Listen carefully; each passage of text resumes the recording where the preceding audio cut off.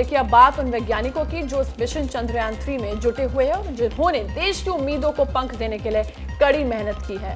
इन्हीं वैज्ञानिकों में से एक साइंटिस्ट है सुधांशु, जिनकी कहानी अब हम आपको दिखाएंगे। ये एक माँ की दुआओं की ताकत है। ये एक पिता के सालों संघर्ष का परिणाम है।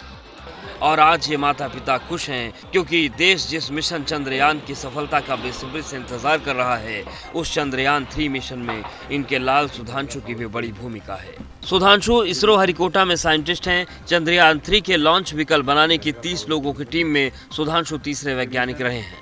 सैटेलाइट को ऑर्बिट तक पहुंचाने का काम लॉन्च व्हीकल से ही किया जाता है। और आज जब सुधांशु समेत पूरे देश के लिए बड़ा दिन है, तो माता पिता भी भगवान के सामने चंद्रयान 3 की सफलता की कामना कर रहे हैं। नौकरी के लिए जितना भगवान से दुआ नहीं मांग रहे थे, चंद्रयान 3 की सफलता के लिए उससे कहीं ज़्यादा पूजा पाठ कर रहे हैं। चंद्रयान 3 के लेकर हम लोग बहुत खुश हैं कि सफल हो। साइंटिस्ट सुधांशु के माता पिता बिहार के गया में रहते हैं। पिता आटा मिल चलाते हैं। सुधांशु ने साल 2021 में इसरो में बतौर वैज्ञानिक ज्वाइन किया था। हमारे इसरो के परिवार। तो भारत अंतरिक्ष में इतिहास रचने की दहलीज पर खड़ा है और वहीं पड़ोसी मुल्क पाकिस्तान में इसका साइड इफेक्ट दिखाई देने लगा है।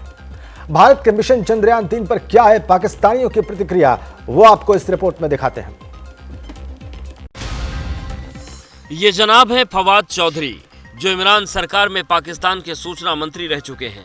इनका ताज़ा ट्वीट इनके चिर परिचित भारत विरोधी अंदाज के बिल्कुल उलट है।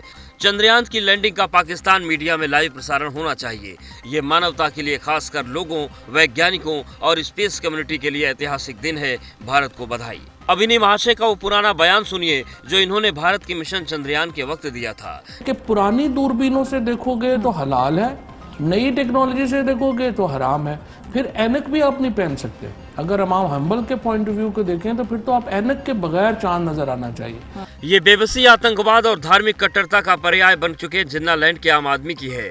भारत जब चांद पर उम्मीदों का दायरा विकसित कर रहा है, तब पाकिस्तान नाम का ये मुल्क आतंकियों की फैक्ट्री तैयार कर रहा है और अब पाकिस्तानी आवाम अपनी किस्मत पर रो रही है। अनफॉर्चुनेटली हमारी सोच अभी वही है जी, बड़के मार ली, शोए मार ली, नारे लगा लिए। ठीक है। पत्रकारिता कोई इमोशन नहीं है, ना अपना कोई ज्ञान देना है और ना कोई विचार थोपना है। पत्रकारिता क्या है?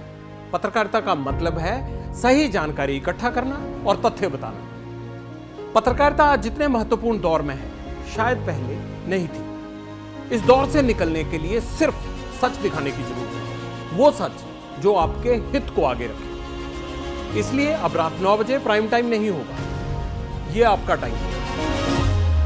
जगविंदर पटियाल के साथ देखिए पब्लिक इंटरेस्ट, सोमवार से शुक्रवार रात 9 बजे सिर्फ एबीपी न्यूज पर।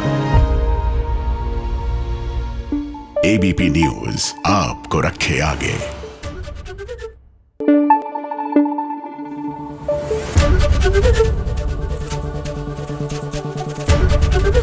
एबीपी न्यूज आपको रखे आगे।